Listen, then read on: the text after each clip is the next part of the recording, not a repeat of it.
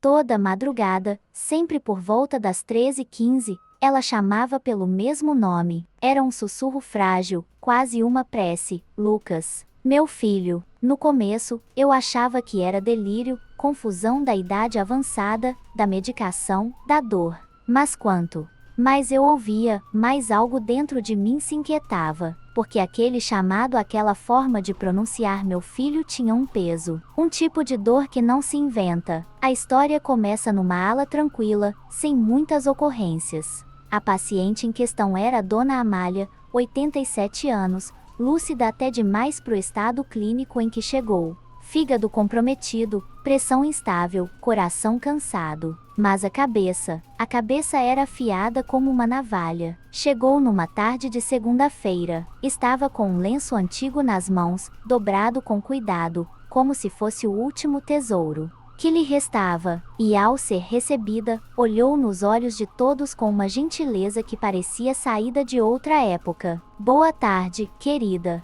Você é quem vai cuidar de mim? Responde que sim. Sou enfermeira há quase 2 décadas, e aprendi que o primeiro contato com o paciente pode dizer muito. E ali, naquele olhar firme, havia uma força estranha, como se, por trás do corpo frágil, existisse uma história que ainda precisava ser contada. Naquela primeira noite, tudo correu bem. Pressão estabilizada, sinais monitorados, repouso tranquilo. Mas foi por volta das 3 horas, já quase terminando o meu turno, que a escutei pela primeira vez. Estava organizando uns papéis na estação de enfermagem, quando ouvi o murmúrio vindo do quarto 07. Era uma voz rouca, insistente. Lucas, onde você foi, meu filho? Volta para mim. Fui até a porta, com a intenção de checar se ela precisava de algo. Mas quando entrei, ela estava de olhos fechados. Dormindo? Ou fingindo? Não dava para saber.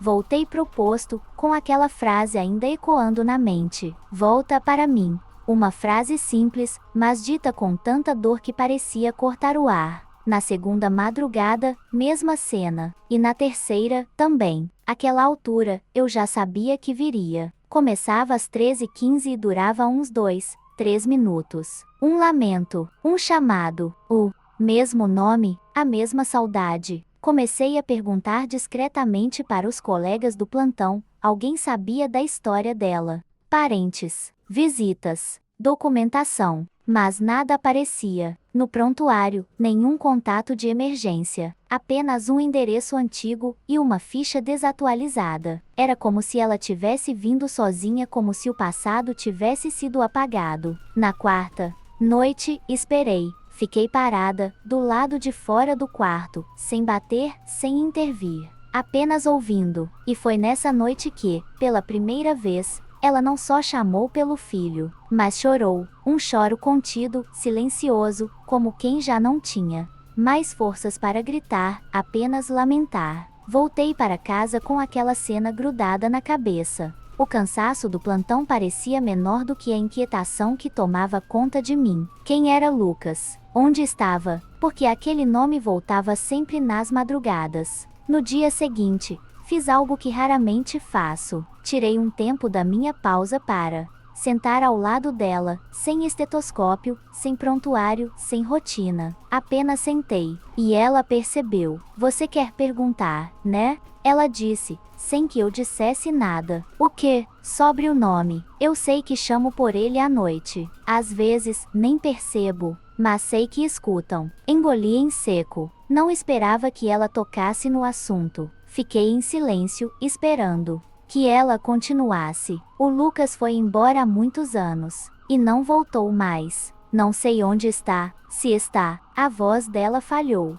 Mas toda noite, eu ainda espero. Naquele instante, eu vi nos olhos dela um buraco que não cicatrizava. Uma ferida que o tempo não teve coragem de fechar. Ela sorriu, com os olhos marejados. Não precisa me dizer nada, enfermeira. Só me escuta, porque às vezes, tudo o que a gente precisa é ser ouvida. Me levantei, segurei a mão dela e fiquei ali por alguns minutos. Não perguntei mais nada, nem naquele dia, nem no outro, mas sabia, desde aquele instante, que a história por trás daquele nome era maior do que eu imaginava, e que o pior ainda estava por vir.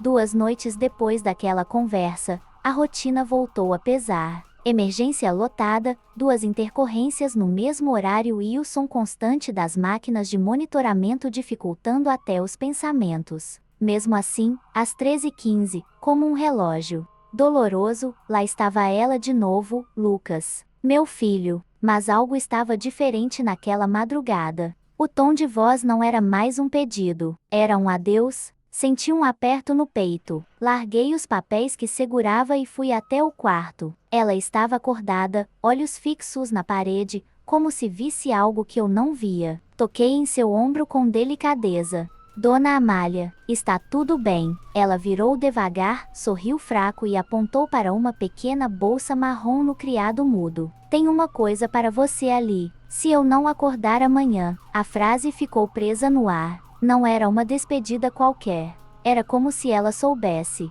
Como se estivesse tentando organizar, com seus últimos fios de lucidez, o que deixaria como testemunho. Fiquei ali por alguns minutos até ela voltar a dormir. Antes de sair, olhei a tal bolsa. Não abri, não naquele momento, mas senti que havia algo especial ali dentro, algo que explicaria tudo. Na manhã seguinte, ao fazer a primeira ronda do dia, fui direto ao quarto dela. A cama estava vazia. A auxiliar olhou para mim, com olhos pesados. Ela se foi. Às 4h12. Dormindo, senti um gelo subir pelas costas. Mesmo não sendo a primeira perda que enfrento e nem seria a última, aquela doeu. Como se uma parte de mim estivesse conectada a ela por algo invisível, um elo que não se formava com todos os pacientes. Mas com ela, havia uma ligação diferente, espiritual, talvez. Voltei para a sala de apoio. Esperei o momento certo e peguei a bolsa que havia sido guardada junto com os pertences. Sentei sozinha no final do corredor, abri com calma, e ali,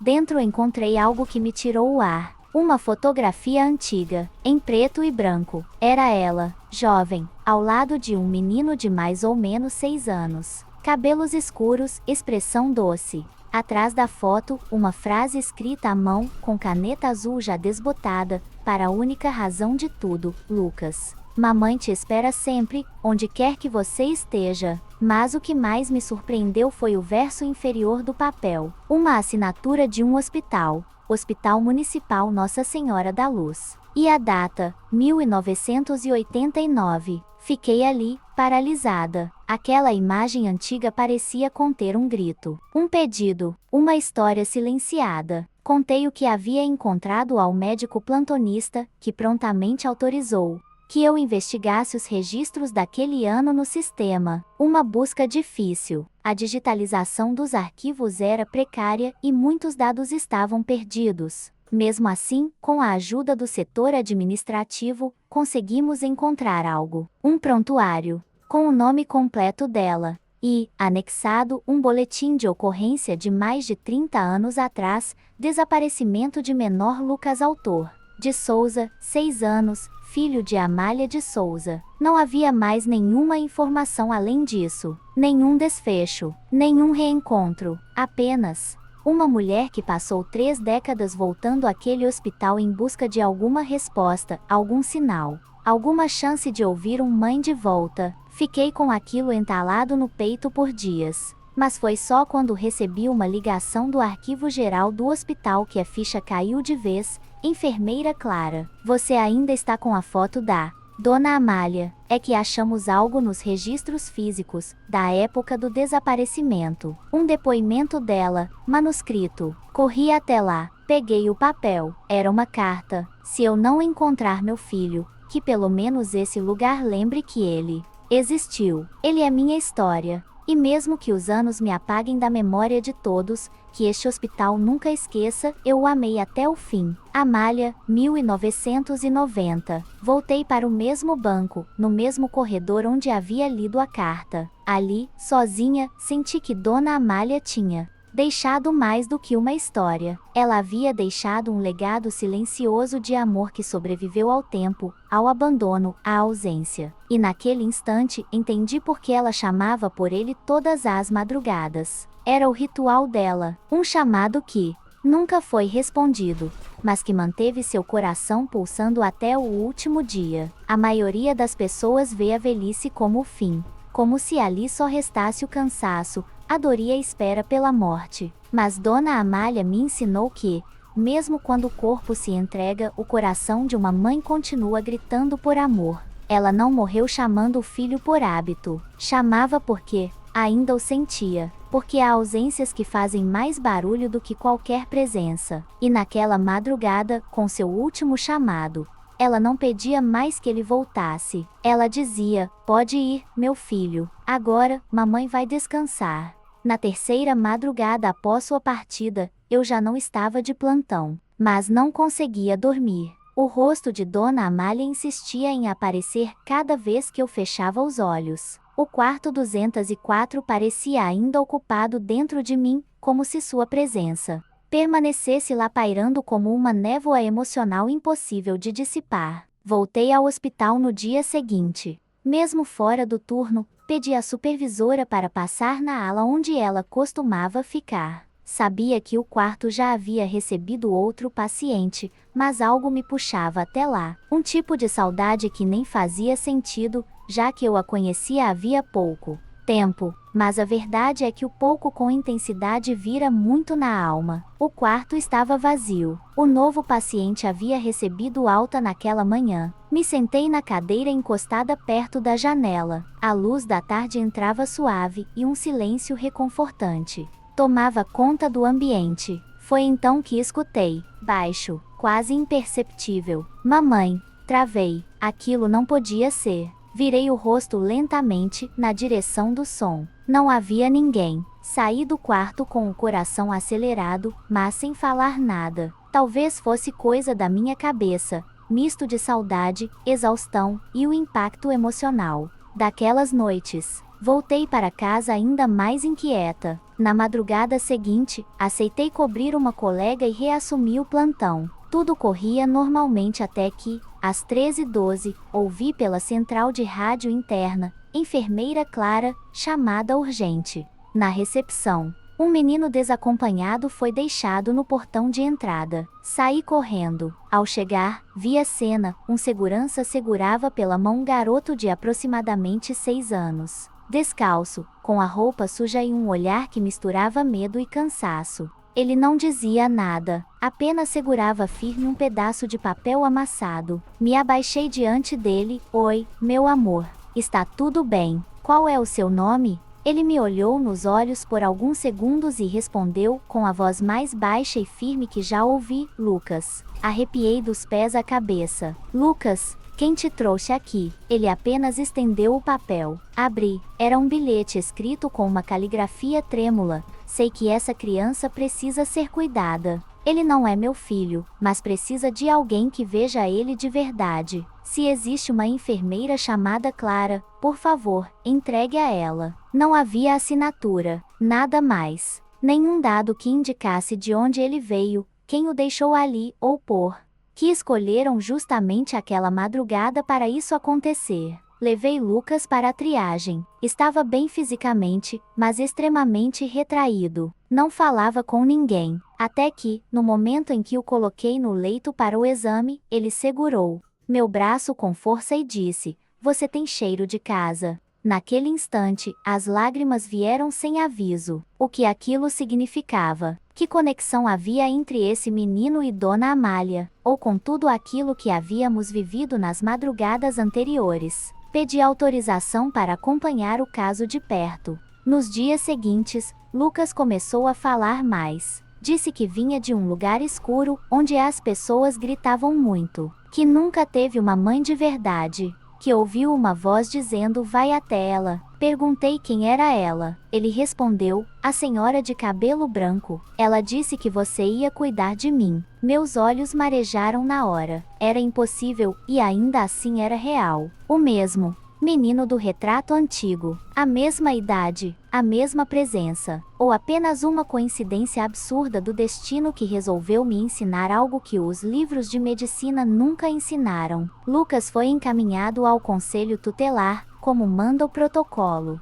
Mas, com o passar das semanas, ficou claro que ele se sentia seguro apenas comigo. E eu, sem saber como, já o amava como se ele tivesse saído de dentro de mim. Na profissão de enfermagem, nos ensinam a cuidar do corpo, a medir os sinais vitais, a conter a dor física, a tratar o que sangra. Mas ninguém ensina como curar o invisível, o que arde na alma, o que grita em silêncio. Dona Amália talvez nunca tenha encontrado seu Lucas biológico, mas, de alguma forma, deixou esse mundo sem quebrar a promessa: mamãe te espera, onde quer que você esteja. E talvez o universo tenha ouvido. Talvez o amor dela tenha atravessado o tempo, o espaço e a lógica para me ensinar que a maternidade não começa no ventre, começa no olhar. Lucas chegou sem nome, sem origem, sem história. Mas ao me olhar, reconheceu um lar. E isso mudou tudo.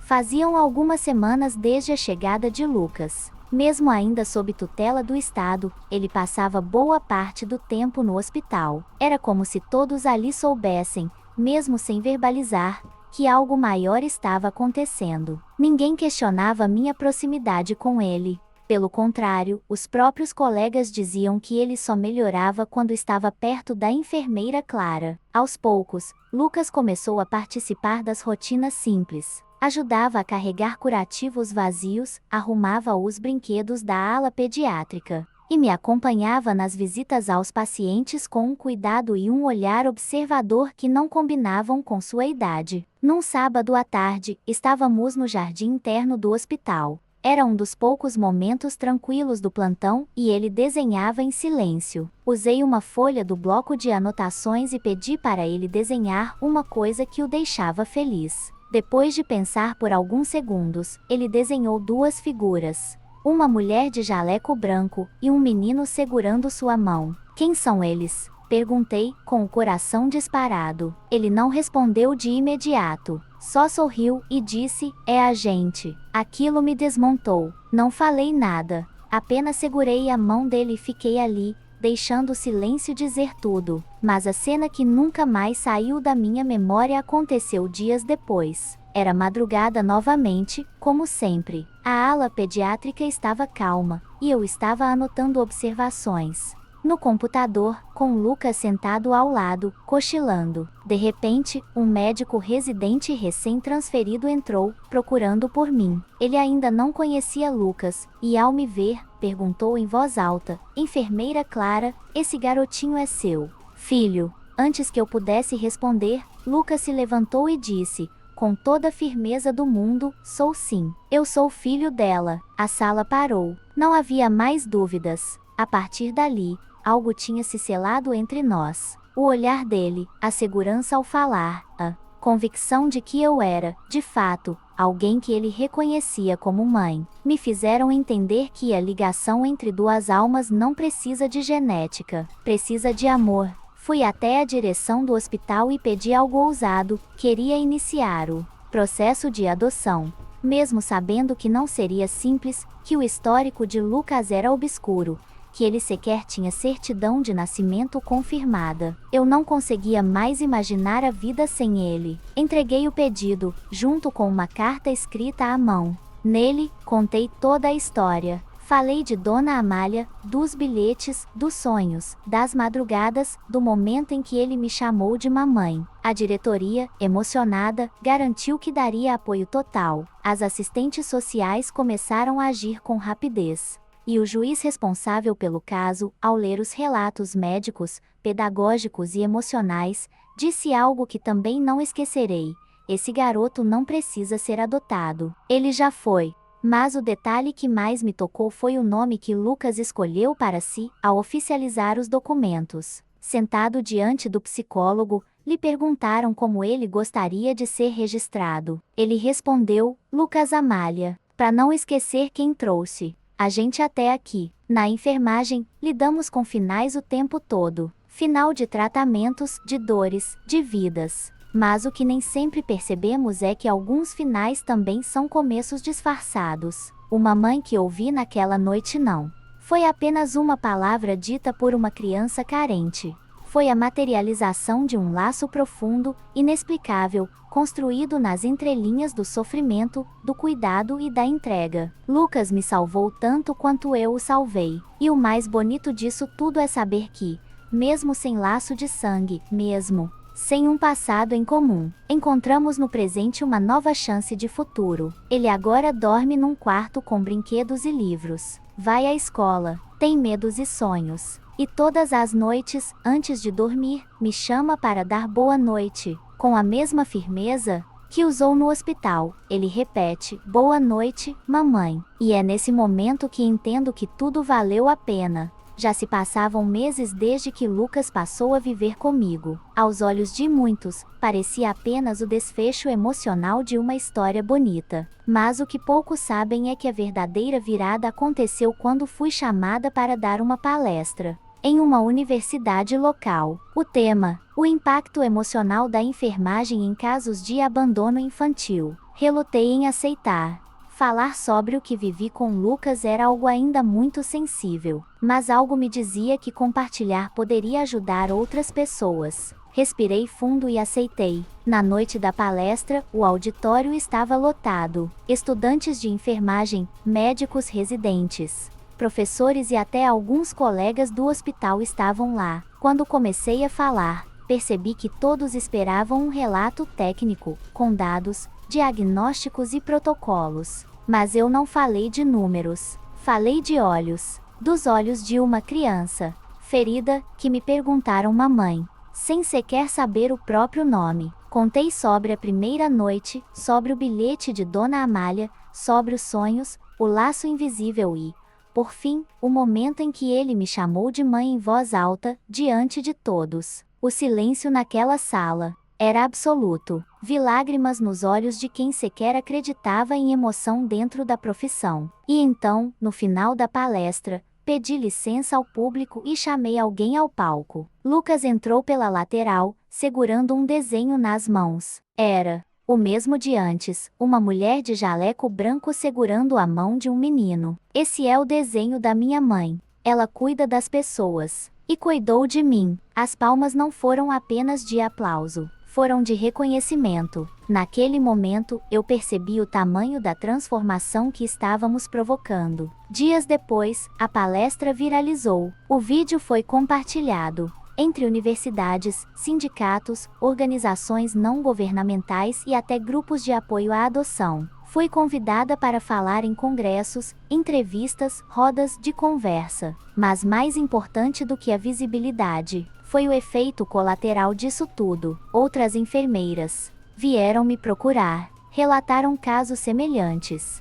Crianças que chegaram sem nome, idosos que chamavam pelas filhas, pacientes que viam nas profissionais muito mais do que alguém de plantão. Começaram a surgir relatos, cartas e até novas histórias de adoção. Lucas, mesmo criança, entendia o impacto que estava causando. Ele dizia: "Se eu fui achado, será que outras crianças também podem ser?" E foi aí que nasceu nossa ideia. Criamos um projeto social dentro do hospital, em parceria com o setor de psicologia e serviço social. O nome: Filhos do Cuidado. A missão era clara: acolher, registrar e acompanhar crianças abandonadas que dessem entrada no hospital, criando uma ponte direta com famílias que estivessem em busca de adoção, mas sem burocracias desumanas. Com o tempo, nosso projeto virou referência. Lembro do dia em que uma criança de 3 anos chegou, assustada, e perguntou para a enfermeira que a atendeu: